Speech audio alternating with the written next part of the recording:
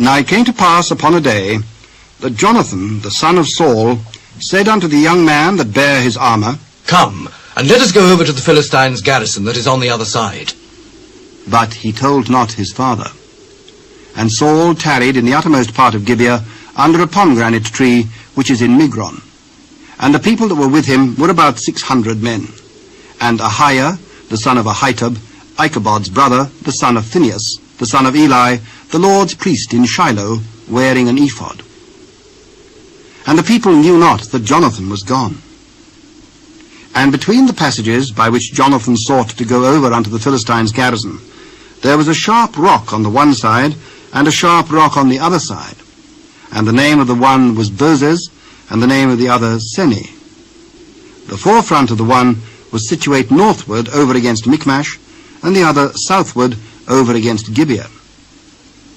And Jonathan said to the young man that bare his armour, Come, and let us go over unto the garrison of these uncircumcised. It may be that the Lord will work for us, for there is no restraint to the Lord to save by many or by few.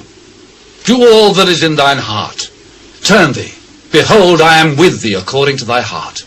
Behold, we will pass over unto these men, and we will discover ourselves unto them.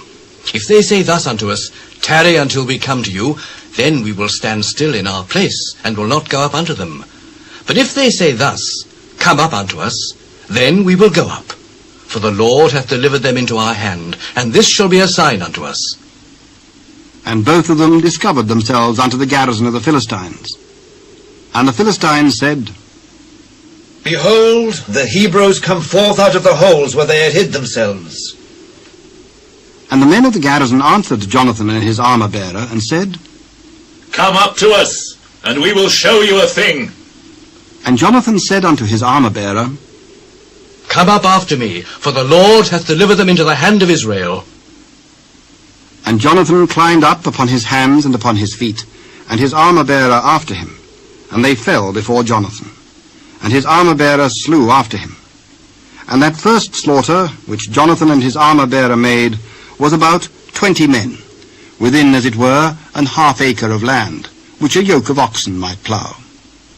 And there was trembling in the host, in the field and among all the people. The garrison and the spoilers, they also trembled, and the earth quaked. So it was a very great trembling. And the watchmen of Saul in Gibeah of Benjamin looked, and behold, the multitude melted away, and they went on beating down one another.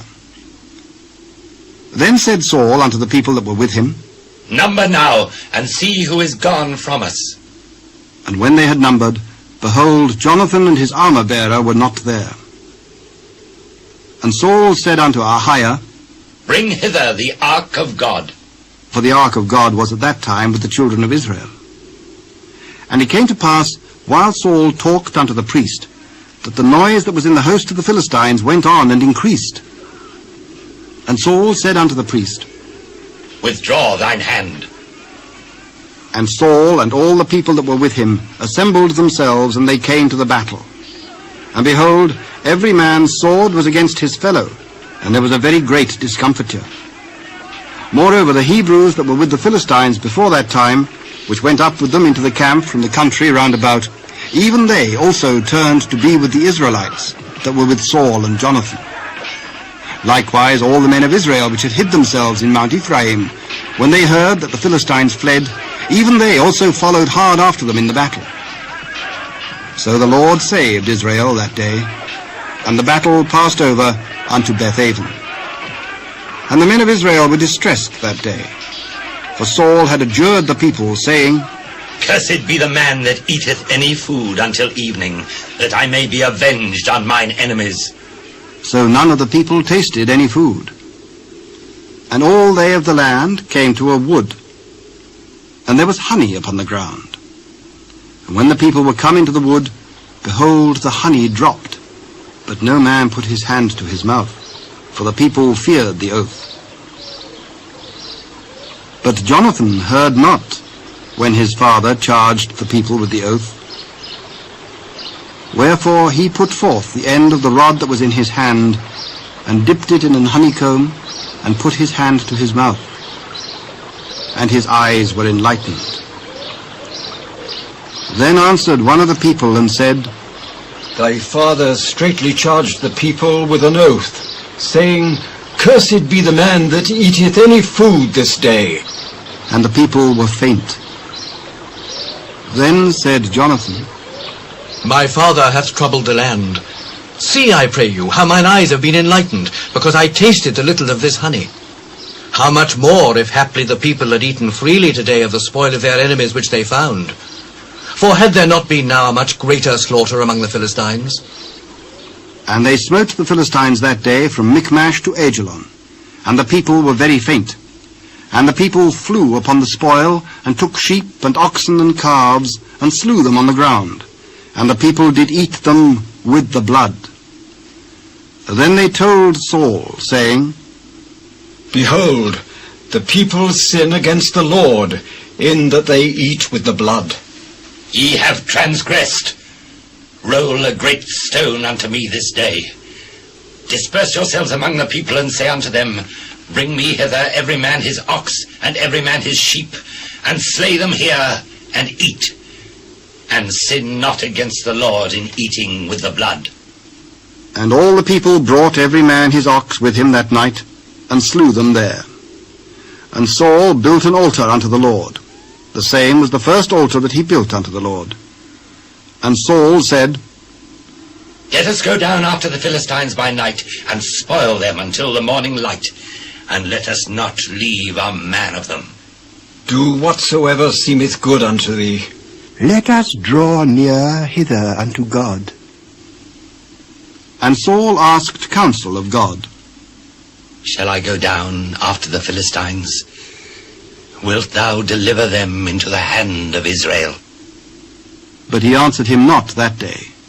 And Saul said, Draw ye near hither, all the chief of the people, and know and see wherein this sin hath been this day. For as the Lord liveth, which saveth Israel, though it be in Jonathan my son, he shall surely die.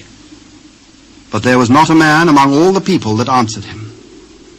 Then said he unto all Israel, Be ye on one side, and I and Jonathan my son will be on the other side. Do what seemeth good unto thee. Therefore Saul said unto the Lord God of Israel, Give a perfect lot. And Saul and Jonathan were taken, but the people escaped. And Saul said, Cast lots between me and Jonathan my son. And Jonathan was taken. Then Saul said to Jonathan, Tell me what thou hast done. I did but taste a little of the honey with the end of the rod that was in mine hand. And lo, I must die. God do so and more also, for thou shalt surely die, Jonathan. Shall Jonathan die, who hath wrought this great salvation in Israel? God forbid. As the Lord liveth, there shall not one hair of his head fall to the ground, for he hath wrought with God this day. So the people rescued Jonathan, that he died not. Then Saul went up from following the Philistines, and the Philistines went to their own place. So Saul took the kingdom over Israel, and fought against all his enemies on every side, against Moab, and against the children of Ammon, and against Edom, and against the kings of Zobah, and against the Philistines. And whithersoever he turned himself, he vexed them. And he gathered an host, and smote the Amalekites, and delivered Israel out of the hands of them that spoiled them. Now the sons of Saul were Jonathan, and Ishuai, and Melchishua, and the names of his two daughters were these: the name of the firstborn, Merab, and the name of the younger, Michal. And the name of Saul's wife was Ahinoam, the daughter of Ahimaaz. And the name of the captain of his host was Abner, the son of Ner, Saul's uncle. And Kish was the father of Saul, and Ner, the father of Abner, was the son of Abiel. And there was sore war against the Philistines all the days of Saul. And when Saul saw any strong man or any valiant man, he took him unto him.